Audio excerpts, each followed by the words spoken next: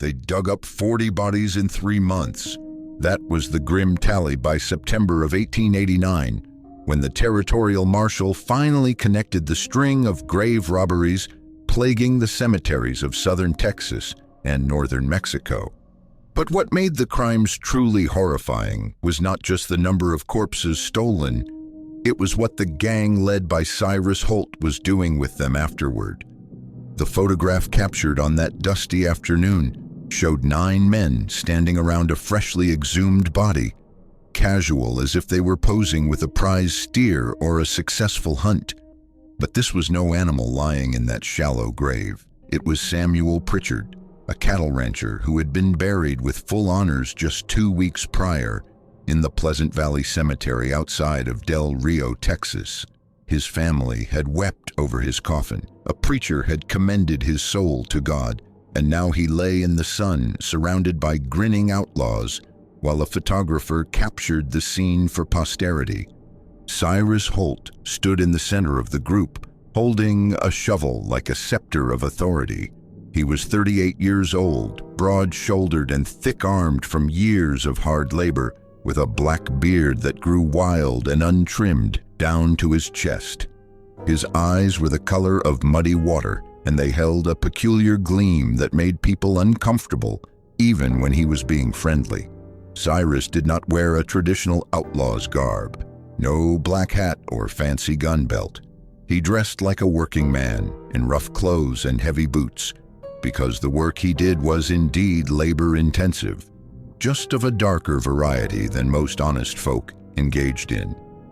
The idea had come to Cyrus in the winter of 1888, born from desperation and a complete absence of moral constraint. He had been working as a gravedigger in San Antonio, one of the few jobs available to a man who had served 5 years in Huntsville prison for assault and robbery. The pay was miserable, $2 per grave, but it was honest work, or at least it was supposed to be. Then Cyrus met Dr. Edmund Ashworth, a physician from the East, who had come to Texas to escape some unspecified scandal involving his medical practice. Dr. Ashworth had a problem. He needed cadavers for his anatomical studies, and the legal supply was virtually non-existent. Medical schools in the East could obtain bodies through proper channels, but out in the territories, a doctor interested in advancing medical knowledge had few options. Dr. Ashworth offered Cyrus $50 for a fresh body, no questions asked. $50, more than Cyrus made in a month of digging graves. The offer was too tempting to refuse. That very night, Cyrus dug up a body he had buried just 3 days earlier and delivered it to Dr. Ashworth's clinic under cover of darkness. The transaction was smooth, profitable, and utterly corrupting. Within a week, Cyrus had quit his legitimate job and recruited 8 other men to help him expand the operation. These were not sophisticated criminals or hardened gunfighters. They were drifters, laborers, men who had fallen through the cracks of respectable society and were willing to do anything for money. There was Benjamin Tuller, a former ranch hand who had been fired for drunkenness; Jacob Moss, who had lost his family farm to debt and wandered the territories looking for work; the Ortega brothers, Miguel and Carlos, who had crossed the border fleeing some trouble in Chihuahua and found themselves with few prospects and fewer scruples; William Ketch, a deserter from the cavalry who could not return to legitimate life without facing military justice; Isaiah Crow, a one-time preacher who had lost his faith and found solace in whiskey and easy money; Raymond Dale, who had worked as a mortician's assistant and knew the routines of burial and cemetery operation; and young Porter Sims, barely 20 years old, who had fallen in with the group simply because he had nowhere else to go. Together they formed what newspapers would eventually call the Resurrection Gang, though they never called themselves anything so grand. They were simply men digging up bodies and selling them, approaching the grim work with the same matter-of-fact attitude as any other unpleasant but profitable job. The operation expanded quickly, Dr. Ashworth could only use so many cadavers, but he connected Cyrus with other physicians, with medical schools in distant cities, even with some private collectors who paid premium prices for his unusual specimens. The very tall, the very short, the deformed, the exotic. Bodies became commodities, valued and traded like cattle or ore. The gang developed a system. Raymond Dale would scout cemeteries, noting fresh graves and gathering information about the deceased. Recent burials were ideal, the ground was still soft, and the bodies were in better condition. They would strike in the dead of night, working in teams of 3 or 4, digging quickly and efficiently. They learned to remove just enough earth to access the coffin, to break open the lid without damaging the body inside, to extract the corpse and fill in the grave so that casual observation would reveal nothing amiss. They ranged across 100 miles of territory, hitting small cemeteries in isolated communities where graves were rarely visited and even more rarely guarded. They took bodies from church graveyards, from family plots on remote ranches, from paupers' fields where no one would notice or care. They were not particular about who they dug up. Rich or poor, young or old, white or Mexican or black, all bodies had value to the right buyer. The money was extraordinary. At $50 per body, sometimes more for special cases, the gang was pulling in hundreds of dollars per week. They lived well for men of their station, staying in hotels instead of camps, eating in restaurants, buying new clothes and good whiskey. They were careful not to be too ostentatious, but the money gave them a taste of comfort most of them had never known. But the business took a toll in ways they had not anticipated. No matter how much they drank or how they tried to justify it, they were desecrating the dead, violating the most fundamental human taboo.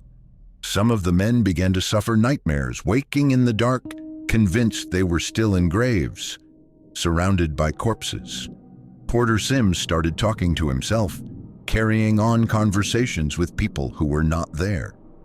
Isaiah Crow, the former preacher, would sometimes weep while digging, begging forgiveness from God and the dead in equal measure. Cyrus Holt seemed immune to such moral anguish. He viewed the work with cold pragmatism. The dead did not care what happened to their bodies, he would say. They were gone, and what remained was just meat and bone, no different from the carcass of a cow or horse. If people were willing to pay good money for these remains, then supplying them was just business. But even Cyrus could not ignore the growing risks. Families were beginning to notice disturbed graves. Cemetery caretakers were finding evidence of night digging. One family in Uvalde, disturbed by dreams of their deceased father, had opened his grave to find the coffin empty. The alarm was spreading. The territorial authorities began to investigate. Marshals interviewed cemetery workers, examined disturbed graves, tried to trace the pattern of robberies. The stolen bodies had to be going somewhere, and inquiries with physicians and medical institutions slowly began to reveal the network of buyers who were receiving and paying for the corpses. Dr. Ashworth was arrested in July 1889, caught with 3 bodies in various states of dissection in his clinic. Under pressure, he confessed to purchasing dozens of cadavers from a gang operating in the region. He provided descriptions, locations, and details that allowed the marshals to begin closing in on the resurrection gang. But Cyrus Holt was not a man to wait passively for arrest. When word reached him that the law was coming, he made a decision that would seal his gang's place in the dark history of the West.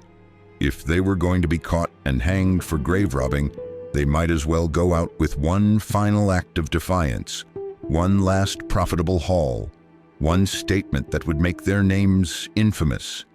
The gang would dig up Samuel Pritchard, one of the wealthiest ranchers in the region, and they would have their photograph taken with his body. They would document their crime, create evidence of their own guilt, and send copies of the photograph to newspapers across Texas and beyond. If they were going to be monsters in the eyes of society, they would embrace the role completely. On a hot afternoon in September 1889, the 9 men gathered at the Pleasant Valley Cemetery. They dug up Samuel Pritchard's body in broad daylight, not caring who might see.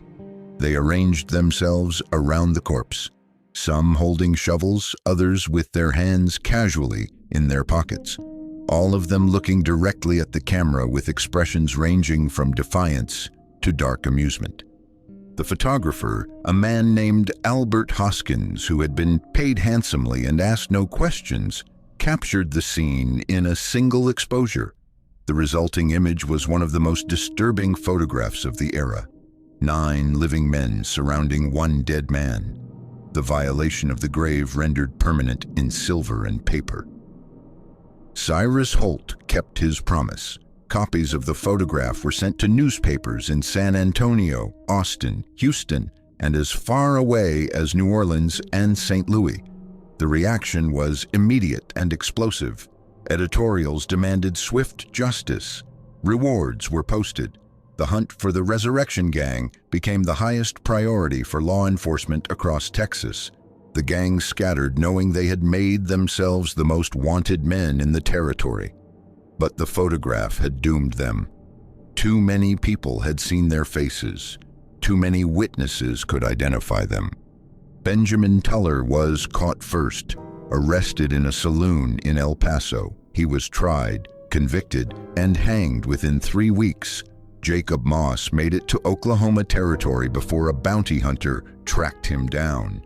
He chose to fight rather than surrender and was shot dead.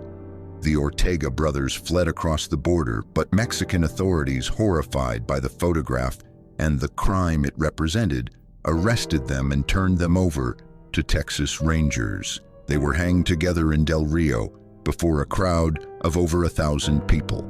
William Ketch and Isaiah Crowe were found hiding in an abandoned ranch house outside of Laredo. Both men had deteriorated mentally, with Ketch barely coherent and Crowe completely mad, ranting about armies of corpses rising from their graves. They were deemed unfit for trial and sent to an asylum where both died within a year. Raymond Dale turned himself in, hoping for mercy. He received none. Porter Sims was found dead in a dry creek bed, apparently having taken his own life with a pistol shot to the head. Cyrus Holt lasted the longest. He made it all the way to New Mexico Territory, living under a false name, working as a ranch hand, trying to disappear into the vast emptiness of the West. But the photograph had made him too recognizable. Someone saw him, recognized his face, and reported him to the authorities.